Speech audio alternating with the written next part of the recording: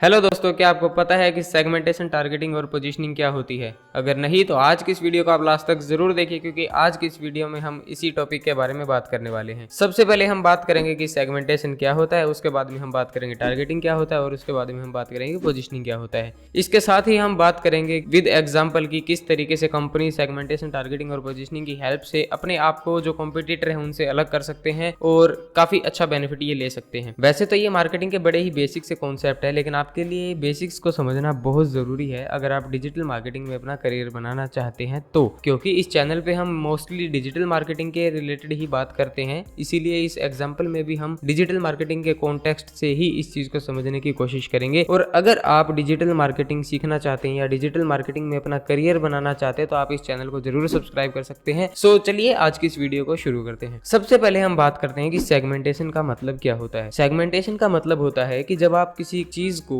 अलग अलग पार्ट में डिवाइड कर देते हो। और मार्केटिंग में आप किस चीज को डिवाइड करते हो? मार्केटिंग में आप मार्केट को डिवाइड करते हो। मार्केट को आप कई तरीकों से डिवाइड कर सकते हो। ये कंप्लीटली डिपेंड करता है कि आप किस तरीके के मार्केटिंग ऑब्जेक्टिव को अचीव करना चाहते हैं। फॉर एन एग्जांपल, आप लोगों को उनकी इनकम के लेवल के हिसाब से डिवाइड कर सकते हो, उनकी age, gender, hobbies, lifestyle, motivation. आप इस तरीके से बहुत सारे अलग अलग पैरामीटर के बेसिस पे मार्केट को सेगमेंट कर सकते हैं, यानी मार्केट को डिवाइड कर सकते हैं। जब आप मार्केट को डिवाइड कर लेते हो उसके बाद में आप अपनी कंपनी की जो स्ट्रेंथ और वीकनेस है उसके अकॉर्डिंग ये एनालाइज करते हो कि किस सेगमेंट को आप सबसे अच्छे तरीके से सर्व कर सकते हैं और कौन सा सेगमेंट आपके लिए सबसे ज्यादा प्रॉफिटेबल सेगमेंट है। डेफिनेटली किसी भी बिजनेस के लिए प्रॉफिट बहुत ज्यादा मैटर करता है, इसीलिए हम प्रॉफिट को भी नहीं छोड़ सकते और दूसरी ओर हमें जो सर्विसेज वगैरह प्रोवाइड करनी है हम उनमें भी कहीं पर भी किसी तरीके का कॉम्प्रोमाइज नहीं कर सकते। इसीलिए इन दोनों चीजों के बीच में बैलेंस बनाने के लिए हम ऐसे सेगमेंट को सिलेक्ट करते हैं जिसमें हमें मैक्सिमम प्रॉफिट भी हो और उस सेगमेंट में हम सबसे बेटर तरीके से सर्व भी कर पाए। सेगमेंटेशन के बाद में हम बात करते हैं टारगेटिंग की। जब आप मार्केट को अपने बिजनेस से रिलेवेंट तरीकों से जितने भी अलग अलग पार्ट्स में डिवाइड कर सकते हो उनमें आप डिवाइड कर लेते हो, उसके बाद में आप किसी एक पर्टिकुलर पार्ट को सिलेक्ट करते हो, उसे हम बोलते हैं टारगेट करना। मतलब सेगमेंटेशन में आपने क्या किया था, आपने पूरी मार्केट के अलग अलग पार्ट्स किए थे और टारगेटिंग में अब आपने कंप्लीट एनालिसिस करने के बाद में किसी एक जो पार्ट है मार्केट का उसको फाइनली सिलेक्ट कर लिया है। अब जो सेगमेंट आपने सिलेक्ट किया है आप उस ऑडियंस तक पहुंचने के लिए खुद को एज ए ब्रांड पोजीशन करने की कोशिश करते हैं। इसके लिए आप डिफरेंट एक्टिविटीज करते हैं, फिर चाहे हम एडवर्टाइजिंग की बात करें, चाहे हम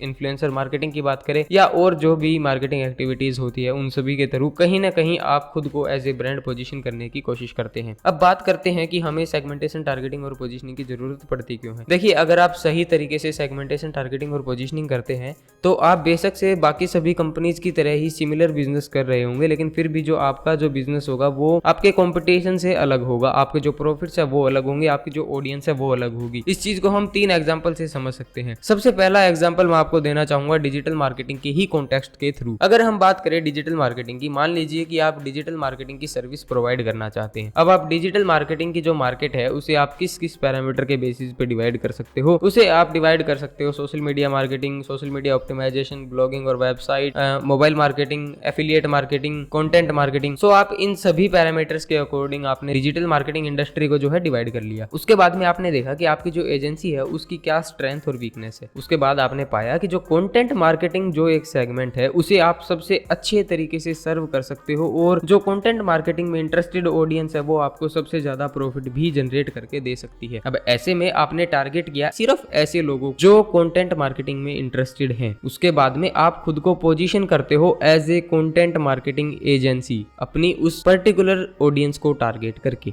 इस तरीके से आप जब ये पूरी प्रोसेस को फॉलो करते हैं तो कहीं ना कहीं आप सेगमेंटेशन, टारगेटिंग और पोजीशनिंग का जो ये फॉर्मूला है इसे अपना रहे हैं और इसे अप्लाई कर रहे हैं। इसके अलावा हम बात करते हैं कार मैन्युफैक्चरिंग कंपनी की। मान लीजिए कि अब आपका काफी अच्छा बजट है, अगर आपको मोस्ट स्टाइलिश और फ्यूचरिस्टिक कार चाहिए जिसका डिजाइन काफी अच्छा हो तो ऐसे में आप ऑडी कार को कंसीडर करेंगे। अगर आपको काफी अच्छा ड्राइविंग एक्सपीरियंस चाहिए तो आप BMW कार को कंसीडर करेंगे। अगर आपको सबसे ज्यादा कंफर्टेबल एक्सपीरियंस चाहिए तो आप मर्सिडीज को कंसीडर करेंगे और इसी तरीके से अगर आपको सबसे सेफ कार चाहिए तो डेफिनेटली आप वोल्वो को कंसीडर करेंगे। तो इन सभी कंपनीज ने अपने आप को पोजीशन किया हुआ है किसी एक पर्टिकुलर सेगमेंट को लेकर। वो सेगमेंट कंफर्ट है, किसी के लिए वो सेफ्टी है, किसी के लिए स्पोर्ट्स है और किसी के लिए डिजाइन और फ्यूचरिस्टिक होना है। तो इस तरीके से बेशक ये सभी कंपनी कार मैन्युफैक्चरिंग के बिजनेस में है, लेकिन फिर भी इनकी जो ऑडियंस है वो अलग है। और जब भी आपको किसी एक नीड को फुलफिल करने के लिए कोई गाड़ी चाहिए होगी तो डेफिनेटली आप कहीं ना कहीं उस एक पर्टिकुलर कंपनी की तरफ ज़्यादा अट्रैक्ट होंगे। क्यों? क्योंकि उस कंपनी ने शुरू से ही अपने आप को उस तरीके से पोजीशन किया है। अब ऐसा तो है नहीं कि जो सबसे सेफेस्ट कार है उसमें आपको परफॉर्मेंस नहीं मिल सकती या फिर उसमें आपको कंफर्ट नहीं मिल सकता, लेकिन फिर भी आप उस ब्रांड को किसी एक स्पेसिफिक रीजन से जानते हो। क्यों? क्योंकि कंपनी ने उस एक पर्टिकुलर सेगमेंट को काफी अच्छे से टारगेट किया है और वो खुद को उसी तरीके से ही पोजीशन करना चाहते हैं। इसके अलावा अगर हम स्मार्टफोन मैन्युफैक्चरिंग कंपनीज की भी अगर बात करें तो एप्पल ने ऐसे लोगों को टारगेट किया हुआ है जो काफी हाई एंड परफॉर्मेंस चाहते हैं, काफी हाई एक्सपेंसिव जो चीजें हैं वो बाय कर सकते हैं और जिनके लिए प्राइवेसी कहीं ना कहीं मेजर कंसर्न है। तो ऐसे लोगों के लिए एप्पल कंपनी स्मार्टफोन डेवलप करती है। ऐसी ऑडियंस जो है उसके लिए एप्पल कंपनी ने खुद को पोजीशन किया है। उसके बाद में अगर आप कोई ऐसे इंसान है जिसको एंड्रॉइड ऑपरेटिंग सिस्टम बहुत ज़्यादा पसंद है तो ऐसे ऑडियंस के लिए सैमसंग ने अपने फ्लैगशिप फोन है उनको बनाया हुआ है और सैमसंग कंपनी ऐसे लोगों को टारगेट करके चल रही है। वहीं अगर हम बात करें वन प्लस कंपनी की तो वन प्लस कंपनी की जो टारगेट ऑडियंस है वो ऐसे लोग हैं जो फ्लैगशिप वाले फीचर्स तो चाहते हैं लेकिन जो उनका बजट है वो थोड़ा कम है। तो वन प्लस कंपनी थोड़े कम बजट में भी आपको फ्लैगशिप वाले फीचर्स प्रोवाइड करती है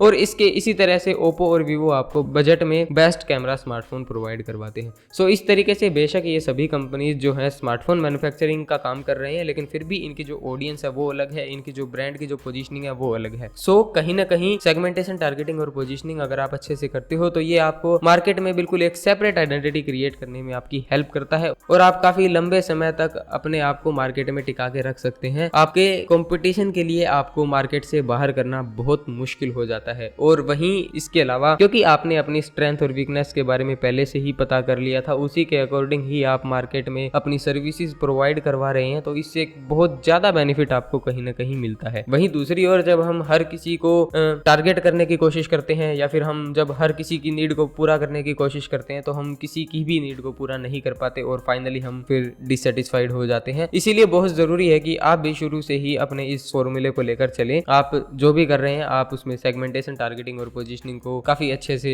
समझ के कि किस तरीके से आप क्या क्या सर्विसेज काफी अच्छे तरीके से प्रोवाइड कर सकते हैं, उसी फ्रेमवर्क के ऊपर आप भी काम करें। सो आज के इस वीडियो में हमने समझा, सबसे पहले हमने मार्केट को अलग अलग हिस्सों में डिवाइड किया, उसके बाद में हमने किसी एक पर्टिकुलर हिस्से को टारगेट किया और फाइनली हमने खुद को एज ए ब्रांड उस ऑडियंस के लिए पोजीशन किया। सो ये था सेगमेंटेशन, टारगेटिंग और पोजीशनिंग। अगर आपको ये वीडियो पसंद आई हो तो वीडियो को लाइक और चैनल को सब्सक्राइब जरूर करें क्योंकि आपको ऐसी ही रेगुलर वीडियोस मिलती रहेंगी जहां पर मैं आपको बिल्कुल अच्छे से एक एक चीज के बारे में एक्सप्लेन करता रहूंगा। एक और बात मैं आपको यहां पर बताना चाहूंगा कि अगर आप डिजिटल मार्केटिंग में अपना करियर बनाना चाहते हैं तो आपके लिए मार्केटिंग के बेसिक्स को समझना बहुत ज्यादा जरूरी है। क्योंकि हो सकता है कि आपको आज के समय में ये लग रहा हो कि यार अब तो सब कुछ डिजिटल हो रहा है तो जो मार्केटिंग है उसका जो कंप्लीट कॉन्सेप्ट है वो चेंज हो गया है। तो ऐसा बिल्कुल भी नहीं है मेरे दोस्त। जो मार्केटिंग के बेसिक्स है वो पहले भी सेम थे और आज भी सेम है। अगर आपको इस बात पे डाउट है कि किस तरीके से जो ट्रेडिशनल मार्केटिंग है और डिजिटल मार्केटिंग है उनके बेसिक्स आज भी सेम है तो आप नीचे कमेंट बॉक्स में कमेंट कीजिए कि similarities between traditional marketing and digital marketing. अगर सिर्फ एक कमेंट भी इस वीडियो के ऊपर आया तो मैं इस टॉपिक के ऊपर एक सेपरेट वीडियो आपके लिए बनाऊंगा जहां पर मैं आपको बिल्कुल डिटेल से ये चीज क्लियर कर दूंगा कि किस तरीके से जो मार्केटिंग के बेसिक्स है वो सेम है, फिर चाहे हम ट्रेडिशनल मार्केटिंग की बात करें या डिजिटल मार्केटिंग की बात करें। सो आज की इस वीडियो में इतना ही, मिलते हैं नेक्स्ट वीडियो में, तब तक के लिए goodbye, tata and thank you.